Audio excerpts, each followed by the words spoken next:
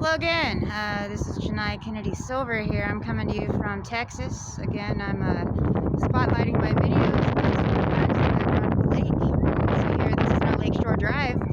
But my topic today is going to be talking about Super PACs, money for politicians, and where we're overspending, and we're going to have oversight committees and questions, courts coming to politics and trying to regulate how we spend, how we collect, and how we delegate. Before I get into my main thesis here about what corruption in politics is, and when you realize more is not always better, because we do subside with the need to represent, and giving politicians money is just a sign that we support an individual. And as many politicians as are on the ballot these days, there's too many private individuals and large groups of individuals outside of corporations involving in the money and the collecting and the diligence. And to be responsible for that has not been the case. As many Republicans are on the ballot, as many Democrats are on the ballot, and with a few independents, I have to say I'm impressed that there are a few independents. Now, quite honestly, there are no college board votes for independents. Just true. There's no representation for an independent. They are absolutely the loser.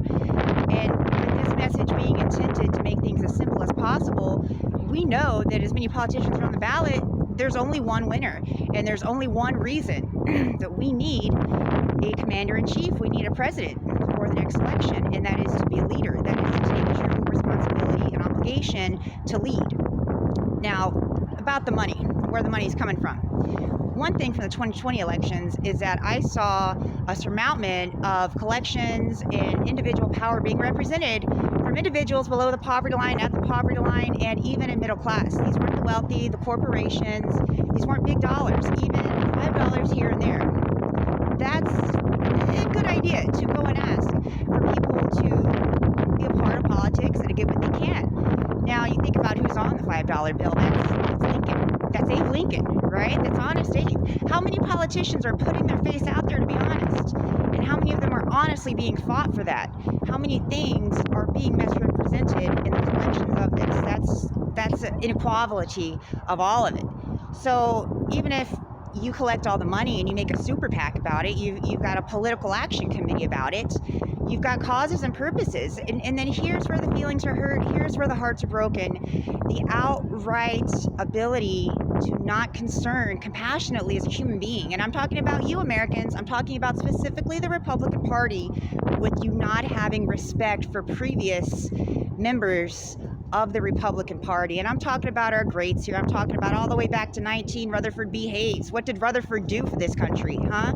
He went and fought in the Civil War. He didn't intend to become a general in the Civil War. He didn't intend to become president. He was elected by the Congress because he was a brevetant general, which means he had individuals that were in the leadership of the military that fell. What does that mean? It means people take responsibility when they don't plan to, but they do what they have to.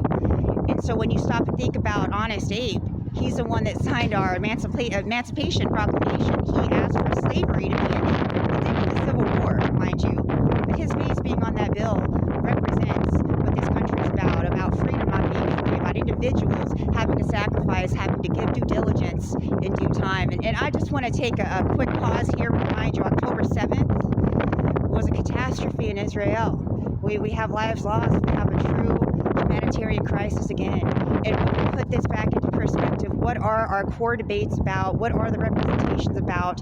We need to represent for human rights. We need to represent that compassion inside of humanity. Having the money, being an American, and doing as you're to do as an elected official are not equaling up. And the Republican Party is 100% responsible for the attack against humanitarian causes.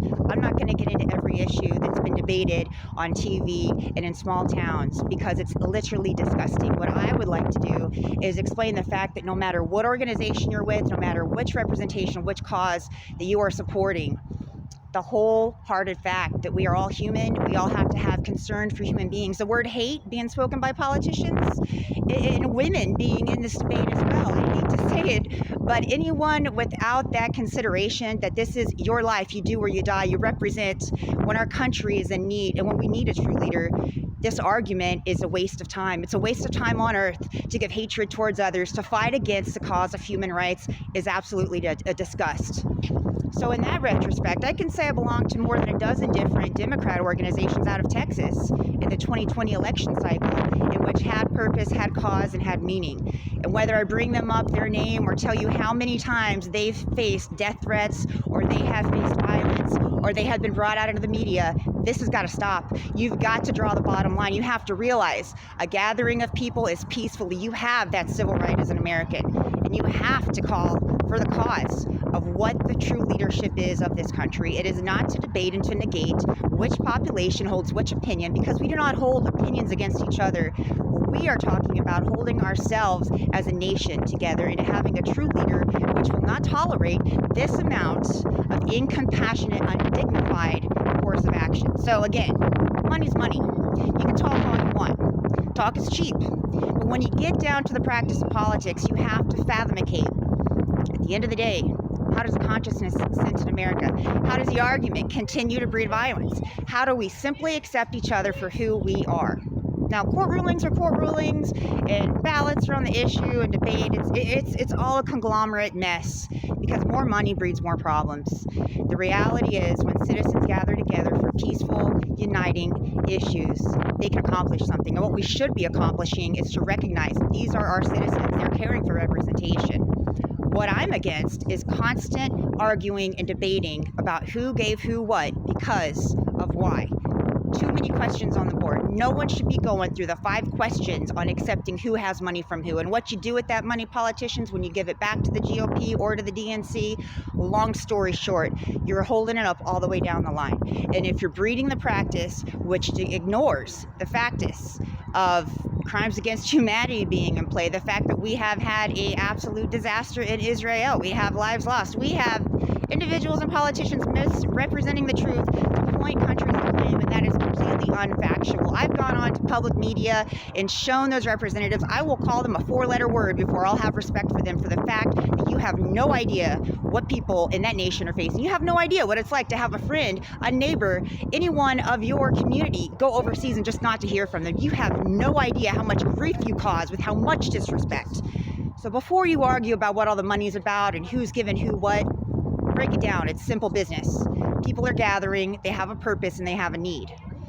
And let me just close right there and say, no matter what you give, no matter what you're a part of, the cause of issue of politics is to have a representative in office that knows they're supported. They don't have their life threatened. They don't have their family's life questioned. They don't have to question who's overseas and who's not coming back home. We have to remain a country who is honorable and dignified. Do you understand that? The sacrifice that has been made. And this Veterans Day, remember that. If you've ever known a service member, if you have ever had anyone in your community that has gone into service and you don't even stop and think about it before you go into your representatives. George Washington, our first president of this country, was literally our first general of the United States Army.